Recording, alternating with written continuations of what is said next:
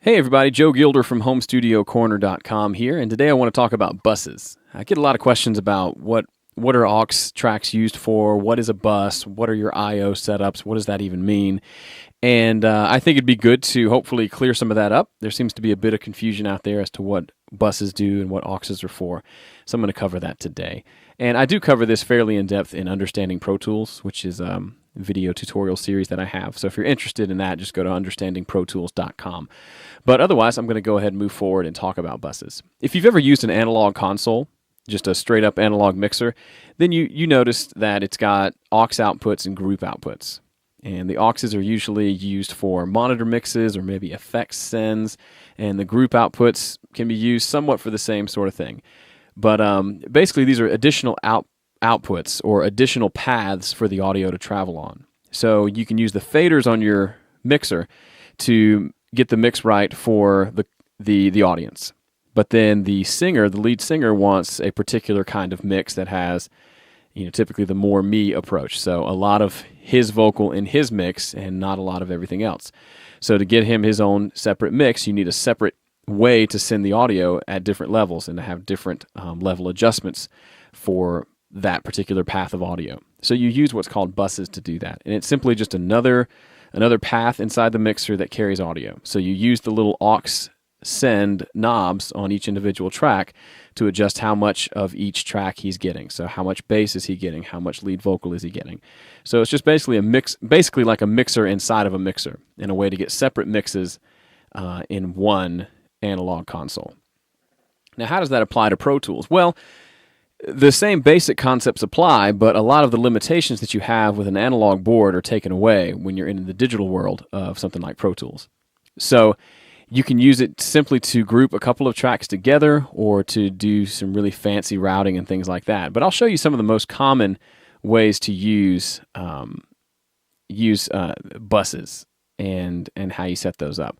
First off, you need to be familiar with this window if you're a Pro Tools user. This is the I/O setup. And what this does is shows you how your inputs, outputs, inserts, and buses are routed. So we'll mainly focus on inputs, outputs, and buses primarily. But first off, inputs, this is just how many inputs you have into your interface. So I've got a 003, so I've got 8 analog inputs, I've got 8 ADAT inputs, and then I've got a pair of SPDIF inputs totaling 18. So pretty straightforward. Outputs, same deal. And for buses, though, Pro Tools gives me 32 different buses. So that's 16 stereo buses or 32 individual. So as we can see, they're listed here in stereo pairs. And I've come in here and renamed these because I use them for various different things. And it just comes defaulted to names like this, bus 17, 18, 19, 20. And like I said, they're grouped together in stereo pairs, but if you click this pull-down menu, it gives you each bus in mono, and you can have 32 separate buses for whatever you want, or 16 stereo, or any combination thereof. So whatever you name these here, and if you have any confusion about what buses you have in your system, come to this I/O setup. Sometimes you may find that all your buses are gone, and you need to just click on this default, and it'll bring them all back. Okay, so what do I use buses for? The most common thing is for effects, like reverb. So for example, this reverb is an auxiliary track. So it just passes audio through it. There's no audio recorded to the track. You can't record to an auxiliary track. It simply passes audio through. So we put a reverb plugin on this track, which is Deverb, and then we've got it receiving from the reverb bus. So as you can see, this is the input of the track, and we come to bus reverb, and that's what it's receiving from. So any of these other tracks that we're sending to this reverb bus, they're getting deposited right here.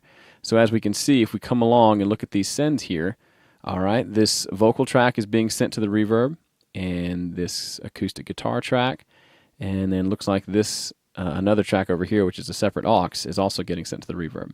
It's actually muted right now, but it's set up to send to that reverb as well. So what ends up happening is, let's say we have the vocal here. The politician about his life. So the vocal track's coming through here, and it's completely dry here. And then using this send, it's sending it over to using the reverb bus to access this reverb track. So there's three components involved, and that's where a lot of the confusion comes. Let me explain that to you real quickly. The vocals are on an audio track. So this is just your straightforward audio track. This is the vocal track right here. Now, this track is routed to the main outputs, but then you can also use the sends to send it elsewhere to do other things. So while the vocal is going to the main output, we're also sending a copy on a bus. So the bus is our second component. So we come in here and we pick the reverb bus, and now that vocal is on the bus, so to speak. So we've got an audio track sending to the reverb bus, and so that bus travels this way. And so it's going along here until one of these inputs calls it by name, so to speak. So it's going along, and then it sees this reverb track that is set to have an input of the reverb bus. So the vocal goes up, gets on the bus, goes along until it finds a bus stop, and this is it right here, the reverb. So it drops in here and is sent through this track. And since this track has a reverb plugin on there, the reverb is added to the audio. And that's your basic function of a send and return that you would do on an analog console is all done right here in Pro Tools. Another quick way to use auxes is what I've done right here. And let me go find a section of audio to play. This is a lap steel guitar and recorded with two different microphones, and I want to have those running through the same set of effects and the same fader. So all I did was I took these two tracks and I set their output to a stereo bus. So they're going to bus 17 and 18, bus 17 and 18. Now over here I created an auxiliary track, and that is receiving bus 17 and 18. Now it's stereo because I have two tracks here and I want them panned separately. If I'd sent these to a mono bus, then there'd be no option for me to pan them. They'd both be dead center. But sending them to a stereo bus allows me to pan them left and right.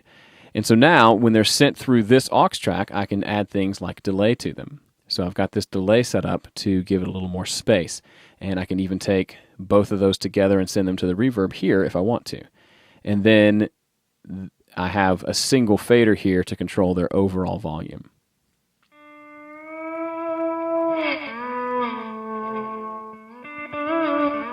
So now we're no longer hearing these tracks coming out of the main outputs. They're being sent here first and then out the main outputs. So we use the output of the track to do this as opposed to a send.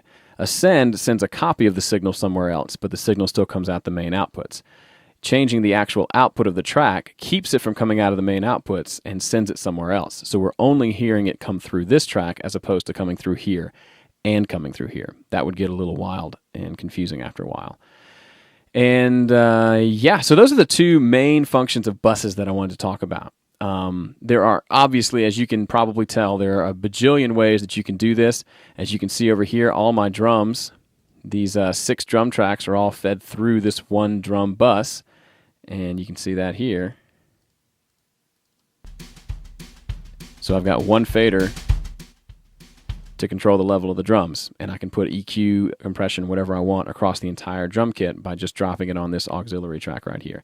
So as you can see, there's a lot of ways that you can customize this to do pretty much whatever you want inside of Pro Tools. You're only limited by the number of buses that you have, but with 32 independent buses, it's hard to really run out of them. I've never run out, and I'm sure it may happen in the future, but I mean, there's just a lot there that you just don't get on an analog console without spending a lot of money. So hopefully that helps explain what buses do briefly, and hopefully that'll help you next time you're in a session and you need to save some time or save yourself some the pain of having to move 6 different faders the same amount and just move one fader to change the volume of everything.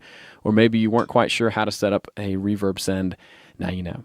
Again, I'm Joe Gilder from HomeStudioCorner.com. Hope you enjoyed it, and we'll see you soon.